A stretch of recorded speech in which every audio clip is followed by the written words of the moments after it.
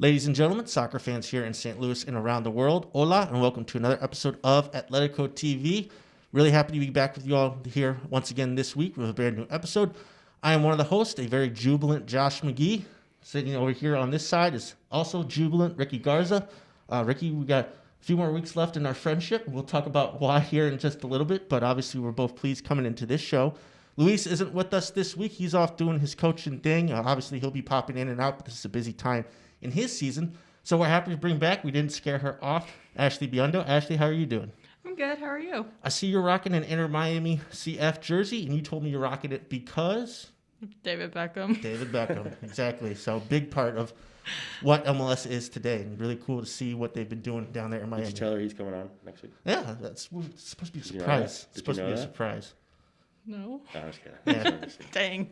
But we'd be happy to have him. But we're going to start off the show talking about, again, why me and Ricky are so happy is because both the clubs that we support, Manchester City and Chelsea, have made it to the final of the Champions League this year. It's been a tumultuous road for both clubs, but we are once again having an all-English Premier League final for the second time in 3 seasons.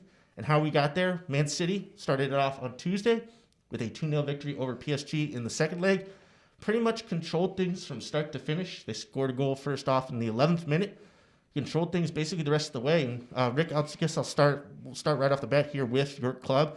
The defense. Again, they went up against the best dynamic duo, at least in my opinion, on the offensive end. Obviously, Kylian Mbappe didn't play in this leg, but he played in the first leg. They still had to deal with Neymar and Di Maria and a few others, and they basically shut things down. Talk a little bit about how they were able to do this to get to the final. Yeah, I mean, they really did. At times they defend with a 4-3, like 1-2 at times, like when they're kind of in that middle third area.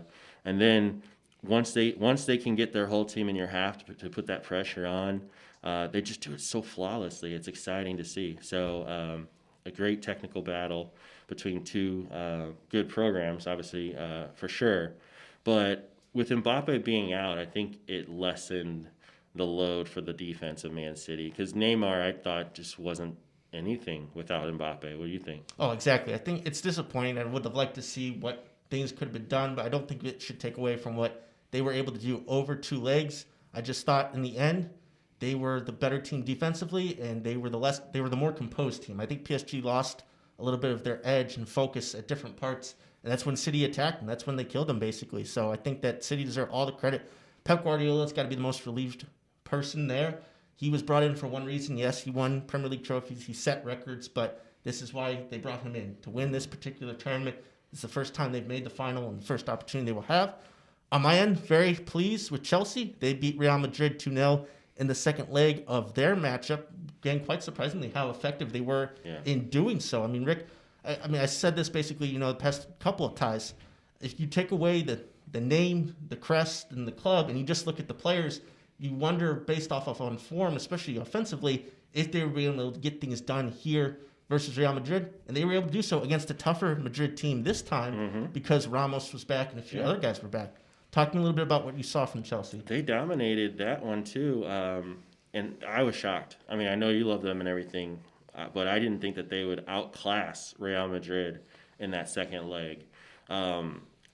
Just constantly coming out of the middle. What was kind of nice, like the forwards kind of spread things out and let Real Madrid kind of keep the ball in there. And then their midfielders, depending on who was at the moment, they would come out and put that press coming straight out the middle. So Real Madrid just had less opportunity to build. And I think that was a result in the 2 goals that Chelsea scored. When they actually were about to score those goals, it was 3v2 at the top of the 18. And that literally was an example of how Chelsea was dominating Real. It was just all that pressure right up the middle. And they funneled things out and then just kind of squeezed it in the inside. So hats off to Tuchel. Wherever he goes, the first season or 2 are always really, really good. And then it kind of tapers off. This is what's going to make Chelsea dangerous in the final, is that he hasn't even had a full season yet. So he's kind of in that, that new stage. The players are liking him, and I think that's what's going to make Chelsea dangerous against Manchester City, and unfortunately they'll lose. but it's going to be a good game. There you go. That's what you'll see right there. Really cool that he's the first manager to make back-to-back finals with two different clubs. Kind of, I mean, PSG have got to be kind of wondering, scratching themselves maybe if they made the right decision or not. But anyway, Ashley, I want to go with you with this because, like I said, 2 English clubs, right? All English final. The last one we had, Liverpool-Tottenham, wasn't the most exciting one in the world. So I just wanted to ask from a fan perspective, is it still, a really good matchup between these clubs despite the fact that they're from the same league? Are you still really interested in how it's going to play out when we play here in a couple of weeks? Honestly, I think it'd be really interesting, like having the same. Yeah, I mean, I think that it's just that it does show the dominance of the Premier League. I think that's unquestioned at this point. I mean, 2 finals in 3 years. And it's not so. It's much like March Madness, right? Sometimes you're not going to get the most perfect matchup between the 2 very best clubs, but you're still going to get 2 very good teams, the teams that went through a long road to get to that point. And it just kind of shows, again, I would argue, again, other people who watch other leagues can argue this, Premier League, their schedule and how demand, you just have to look at the schedule this week. Because just take a team like Manchester United. They played on Sunday, I believe. They're going to play, or they played on Saturday. They played Tuesday of this week versus Leicester City. They play Thursday in a makeup versus Liverpool, coming off of Europa League scheduling. So it just kind of goes to show that it's a grind in that league, but teams are successful in doing that. And I don't know, in terms of the offensive firepower, is there anything that intrigues you? Obviously, Christian Pulisic, an American guy, hopefully will be starting, or at least will have a role to play. I know Zach Steffen's probably not going to feature in this match, but another American in the final. It's kind of cool. What do you think about that? That an American can finally win the Champions League here. Oh, I think that'd be awesome. Yeah, I think that in terms of that opportunity to kind of bring U.S. soccer even more forward, it's kind of the evolution, right? It's another step in the evolution, right, Rick, of where U.S. soccer has come. And again, like I said, Steffen probably not going to be in this match, but if Pulisic comes on or if he starts and does something, it not just for him, but for U.S. soccer, it's got to be a huge thing. And I think he's earned his way with Tuchel. I think he'll be in the game. He got the second goal for Chelsea. I think things look good. And Real Madrid and Chelsea game, on paper, Real Madrid is supposed to be better. But at the end of the day, the 2 best teams, at least in the Final Four, are playing in the final. And it's all we can ask for, whether they're from the same league or not. You do have 2 of the best teams that were in that Final Four. If you ask my expectations, I think it'll be low scoring. I mean, obviously, not just the style of play. Chelsea? Well, from Chelsea, but also from Man City. I think because just the defenses are what are best from these clubs, right? And it's not really the intention of, like Pep Guardiola, you don't think defense first, right? But that's what it's become. It's with Ruben Diaz, I think, anchoring for City, and with Chelsea, they've figured things out with this back 3, and they've been able to figure things out with the wingbacks as well. They've got the personnel to do it. So I think that it's going to be a real test for both sides. And I think both clubs, they have a lot of guys they can play because they each kind of use a front 3, right? Yeah. But there's so many guys they could put there. That's what I'm looking forward to the most. So should be a good match, hopefully. And yeah, like I said, that'll be coming up in a couple weeks. We might have some tricks up our sleeves in terms of how we're going to cover it. We're waiting on a few things here on our end, but still looking forward to that match here in a couple weeks. So really looking forward to this episode. We got a lot of great things, really huge, exciting community segment coming up. You're definitely going to want to tune in for that. But let's get into the coaches breakdown and the rest of this episode.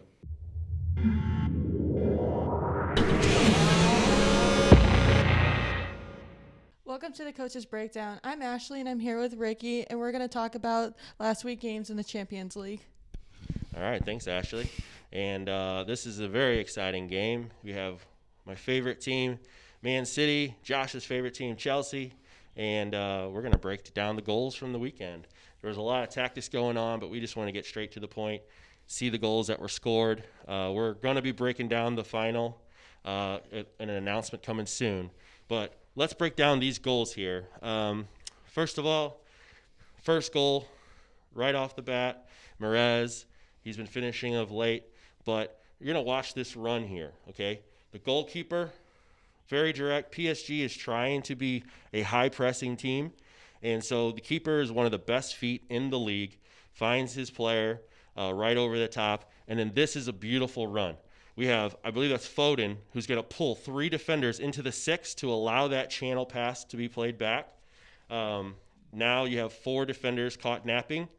He actually goes for the goal with the deflection. Mahrez getting into the box. I wish my college players would get more into the box. He gets to have an easy finish here in the back of the side netting. So quality offense came from the goalkeeper. Second goal, Now you're going to see a beautiful run coming out from the right flank. We have a 3v2 counterattack. What do you want to do on the counterattack? You always want to try to go diagonal to the opposite side. That's what they do. Blind side run from the opposite side across the 6. Finishes. Foden is a special player. He's going to be an amazing player. He's still developing every game. Picks off Amarez again at the back post. Beautiful finish. And that was 2-0 Manchester City. Do you have a favorite, Manchester City or Chelsea right now? I would have to say probably Manchester City. All right, good. I like you more now. Now, we have a 3v2 in the box, okay? Hits off the crossbar. Goalkeeper, or his teammate obviously comes in and gets the rebound. But watch this touch. Just a nice little dink over the top. But I really enjoyed the 3v2 action at the top of the box there. And so that was Chelsea's first goal. On the second one, a little misplay defensively. Coming through, counterattack off of the missed defensive play, lack communication. Once again, the reason why I'm showing you this 3v2 is they scored the first time 3v2 at the top of the box. And Pulisic, American boy, plays the ball across. Here we go. 3v2. Pulisic comes down, plays him again across the 6-yard box. How many goals, young players that are watching right now, were goals across the 6 in the 6? Chelsea, both goals. Manchester City, both goals. 4 goals in the Champions League semifinal were scored in the 6-yard box. So young players watching that, you got to understand, these are the best players in the world. And they're getting into the 6-yard box, getting into dangerous positions, and their teams are playing great balls. And all they got to tap them in, right, Ashley? Mm-hmm. So we hope you enjoyed just in the highlights. We know everyone want to watch this game, so we weren't going to spend a lot of time breaking it down. We're getting pumped up for the final, and we hope to see you next episode on Atletico TV.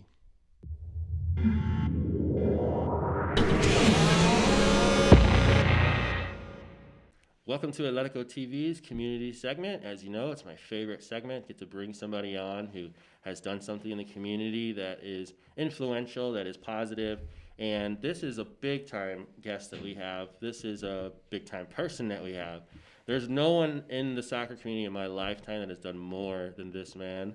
It's not just the national championships and all of that he's building, but the alumni that have gone through his programs and stayed with the game of soccer in some capacity and carried on those soccer nutrients down to the next generations and the generations.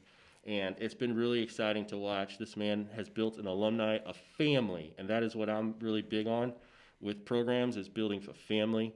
And Pete Sorber, we just want to say thank you for coming on to our early new soccer show at Atletico TV, and we really appreciate that. And also, your right-hand man sidekick, Matt McVey, that decided to come on in and jump into the camera.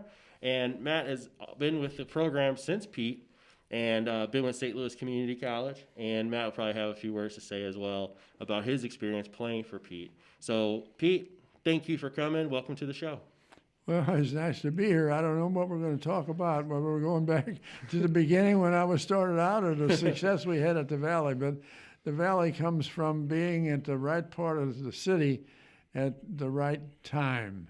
It just happened to be strength in getting talent that was coming out at that time that filled all the schools, Umsel, SIU, SLU, Rockhurst, and all that. Matt was there from the start. He was watching soccer when I was playing, and then he came to the Valley and was a part of all the teams and has been with the coaching too. So it's always been in good hands, not just mine, but a lot of others. And the alumni that you have built there, and you stay in touch with all of them still, right? Well, not all of them. There's some, if they came in here right now, I'd be asking you what their name is. I wish they had their name on their forehead or something like that. But at one place or another, you bump into somebody all the time, and it's been a real pleasure to see that they're recalling the time that they were here and thought it was a fun time to be. Seeing soccer change over the last 40, 50 years, what is your impression of soccer in St. Louis now? It's still the same. Soccer is a very simple game. All you can do is get a little better at the movements and the things that you do with your foot and the ball and whatever. You might make it classier. Messi's better today than it was played in my day, but you're still doing the same thing. They're just doing a better job of it. Yeah. And what do you enjoy most about the professional game now? Like, do you have you obviously watch the Champions League? Did you watch the Champions League at all? Yes, I watched everything from when they broadcast it. I turn it on, you know. But it's always good to see what is new and what the level is. You know, you might think that, well, we're getting better than we ever were, and that's probably true. But the guy on the other end, he's better also, so we're still many steps behind. And this is a good opportunity. You know, the show is for coaches to learn more. The show is for young players to learn more about the game. With you having all of your experience, some things you talked to me about coaching. Can you elaborate on when to shut it down? That was one of the things that have kind of stayed with me in training. When do you shut training down? You know, when do you stop it? Remember those conversations we had last month? Well, when you get into training, I think every coach has a different opinion as to how much time you could spend on this, or how much you time on that, or where the weaknesses are, or whatever. Some people are very organized about it. That was never my way of looking at it. I never wanted to go too long. I never wanted to have to perform practices and stuff if the players didn't like what we were doing and all that. I didn't want to overwork them. I wanted it to be fun, that they were anxious to come out the next day and do it again. And I respected their opinions on everything. I didn't, just because I said it didn't mean it was gospel. You know, I wasn't afraid to say to them, if you don't know what I'm talking about, let me know and we'll say it again or something like that. But it's a very simple game, and I try to work the problems or whatever that we're working on. I try to work that into a scrimmage type of practice. You can be working on 3 or 4 different things at the same time, because when they're playing, they're happy. They like to do that. Just to set up cones and run around and with a clock and all that, and do it what a number of them. I don't like that, and I don't think they do. But you can, as long as they're playing or having fun, if you have a problem, I can tell you what I want out of you that day. And if she has a problem, I tell her, so we can be scrimmaging, and you're only going to do what you're supposed to do, and you're supposed to do the rest of us are just playing a normal game. But what you're doing blends in with this, rather than make everybody try to correct your fault and hurt your fault. See, that type of stuff. So I make it fun, make it not too long, and I've been very happy that it's turned out that well. And then everything I know about soccer, I learned from Pete. So he's taught me everything I know, but he hasn't taught me everything he knows. And then 2 things that I came away with is a classic line, as he says, if training is too good or too bad, shut it down. Because if it's too good, you want to save it, and if it's bad, it's diminishing returns. And then the other thing that he said in training and that I took to heart is, it's not fun if you don't make it fun. That's really good stuff, and that's exactly what I wanted you to share with them, because that was something I immediately wrote down and have now implemented it in our trainings, you know? Okay, so your son works for LAFC. Are you a huge fan of them? Wait a minute. She asked about Michael's team. Oh. And she says, are you a fan of Michael's team? Yeah, there's no doubt about that. Yeah, I sure better be. Yeah. It's I wish it was the team was in St. Louis. The fact that he's in LA, if I go out there once a year, I'm lucky. LA is a tough place to visit, awful lot of traffic and all that type of stuff. But it's fun to see and talk to him about what their problems are when they have problems, and to tell them, you know, that I think they're doing fine when I think they are, you know. But it's a nervous time too, because, you know, Matt was telling me today, coaches are hard to be fired, you know. So if it's not going well, then I have to be getting a little nervous. He might be coming home, you know. Doesn't sleep too well. Yeah. He lives and dies with them. I can say that, and he doesn't get nervous about anything. One of the coolest customers in soccer In my years with him, you'd look at him on the sideline, you could never tell if he was winning by 3 or losing by 3. He was always, but when Michael was playing, and then with Michael's coaching, he's like a cat in a room full of rocking chairs. He won't sit down, and it's an active time. It's exciting. Did you, when Mike was playing in Liga MX down in Mexico, did you go and watch him play down there? I think I went down there one time. Yeah, he was never more than a year or 2 or whatever. I think it was 2 or 3 seasons. 2 or we were 3 talking about that seasons, sitting you in the know. parking lot. So that was an interesting thing. I didn't know what anybody was talking about on the street. You know, it was all over my head there. But it's great. The game down there is highly respected for technical stuff. Yeah. And they were very, very well pleased when he was down there, and I was happy to see that. It has to be exciting. I mean, and you were a South Sider, South St. Louis, and firefighter is a little bit more of your background. And then you got into coaching, and then started doing it more. What is something that you want to share with our viewers about a little bit something about you outside of the game of soccer? Boy, my life doesn't go far outside of the game of soccer, really. I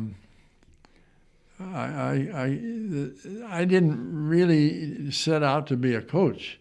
You know, you said when I started, I really started when I was much younger and I was playing.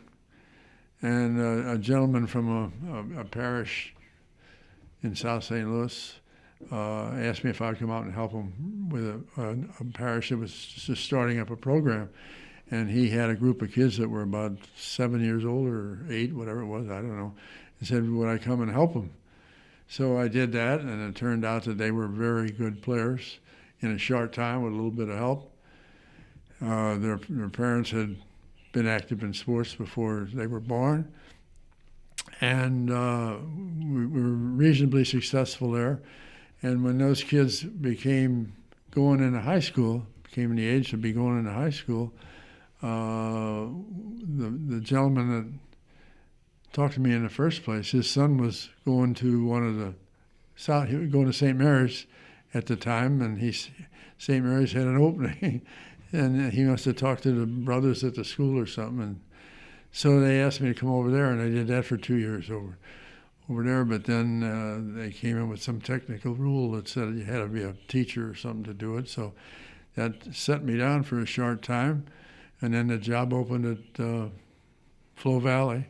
I went out and talked to them. I had no idea I was going to be moving to North County. And like I said, it was just the right time to be getting up there, because that neighborhood, South End was turning them out too, but not in the numbers. Mm-hmm. My God, the numbers that were coming out of the North End was tremendous. That were just great players, and I was a beneficiary of that. It's amazing. And the last question I have for you that affects, is an opinion about soccer in St. Louis. And we know the game hasn't changed. But what has changed is the pay-to-play model. What is your thought on kids getting out and playing versus kids getting out and paying? Well, the biggest difference is the development of the kids. It seems like when you read the background of the great players of the world, they all say the same thing, that they learned the game in their neighborhood or in their street or wherever it was. They picked it up when they were 5 years old, and that's all they've done and everything like that. Where over here, we don't have that. We've got all the sports. The kids over here are playing everything. So they're not putting that much time into it. But that is where the game is being developed, and the things that make them great players. You don't get any of that in scrimmage. They're playing all the time, and all the different little things that can come up in a game happen in the backyard or the yard or wherever you're playing, and they've figured out how to handle that and how to improve and everything like that. So that's the thing that builds the game. What you get out of a book, everybody's doing the same thing, But when they're playing on their own, you're playing in different age groups. You're only 12 years old, and you're playing with guys that are 16, or when you're 16, you're playing with guys that are 25, and everything like that. And you're learning all the things that make you a player in the game. Everybody doesn't reach that height because that brings it out. Because you have to, you can't cover everything in practice, what you're going to do in a game. It has to, you have to solve it when it comes up, and that's the thing that's holding us back. We don't have that playing in the street situation or in the park or on a lot or something like that we had in those days. So that's holding us back. But over in Europe and every place, they're still doing the same thing. So we're having a hard time catching up. And the United States is losing a lot of quality players through the simple fact of economics, that they can't afford to pay the club fees and that, and so they go to something else. And I think if we can harness that, we should take over the world. I agree, and I'm grateful to be connected to you through Matt and getting Matt on our staff and every staff that's been a part of the program. It's been amazing being at St. Louis Community College, and with what you built is inspiring our team right now. Matt can tell you, like we're trying to maybe potentially get that star back, add another star to what you've been building, your legacy, and so that we can try to keep that thing going. And that's my personal motivation, is to help those kids. At the same time, we're trying to revamp what you have built many years ago and give you that acknowledgement, because I just think it's amazing, and it's so hard to win a championship, much less 10. And so thank you for coming on the show, and we hope to have you back this summer multiple times, and have you maybe do the coaches breakdowns with me. There's so much I'd want to ask you, but it's a limited time show. But I just want to thank you guys for coming on the show today. Well, it's my pleasure. Glad to be here. Thank you for having us. An honor. And that wraps out our community segment. We will see you next week on Atletico TV.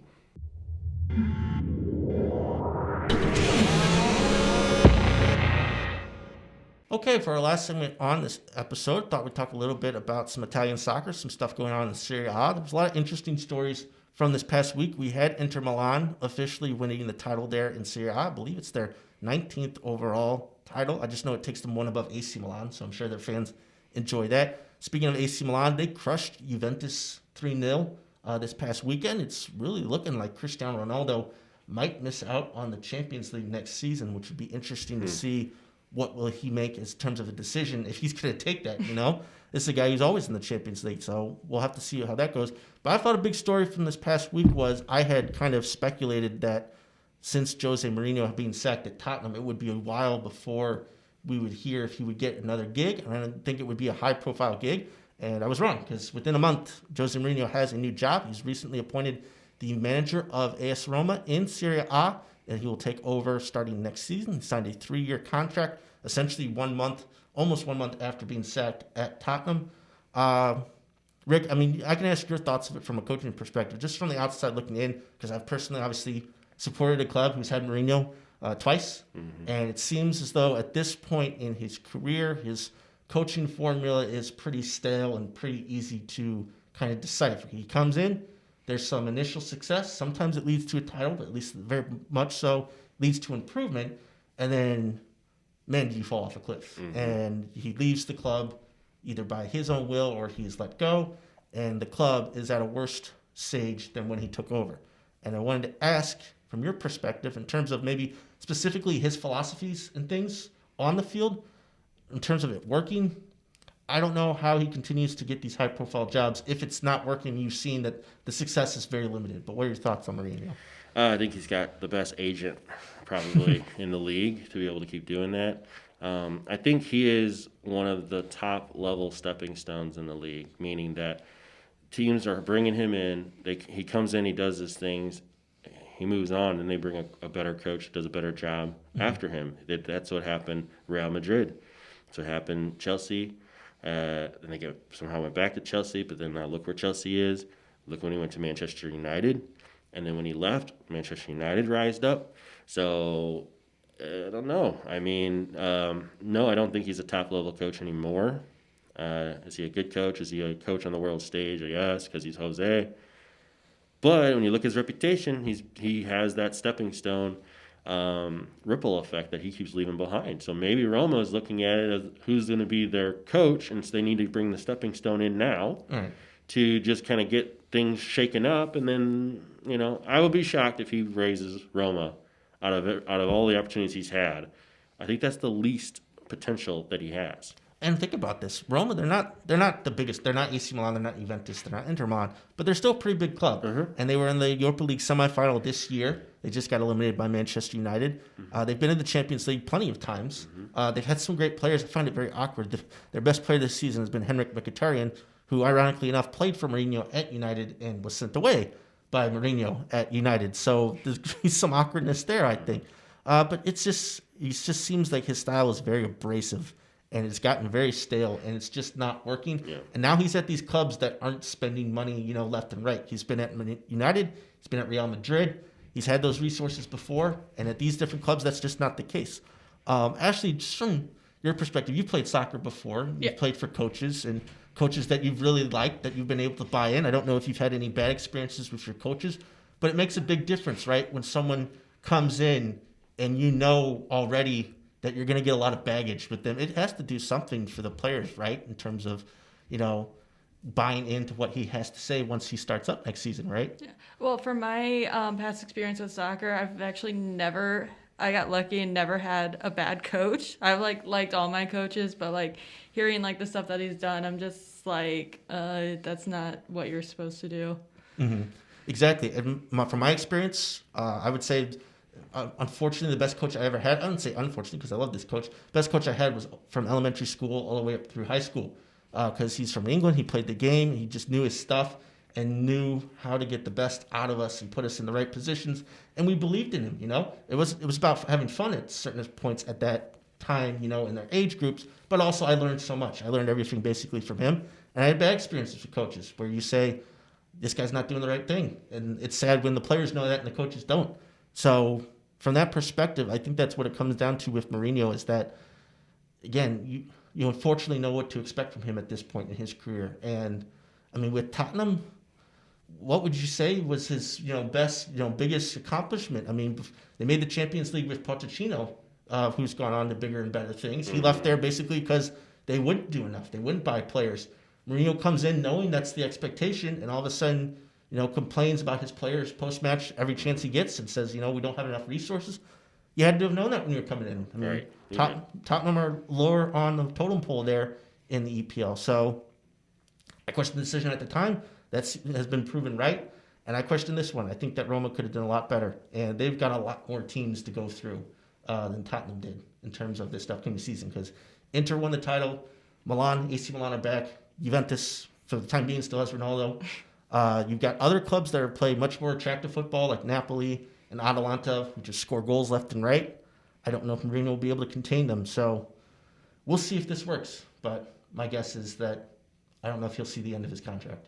And at that point, then, I think have you seen Mourinho on TV before? Mm-hmm. And he's an interesting pundit. I know at one point in time, people wanted him to be the U.S. men's national team manager. And I think at this point, I'm glad we did not explore that path. So anyway, but no, there's some big news stories from Serie A. Very excited because the end of the seasons are coming up here with all the European schedules, and obviously U.S. soccer is in full force with MLS. It was really cool. I don't know if you guys checked this out because obviously it was Mother's Day, and also just want to say happy Mother's Day to everybody out there. I know everybody here, their mothers have had a severe impact on them, and again, just all very lucky and thankful to have them in our lives.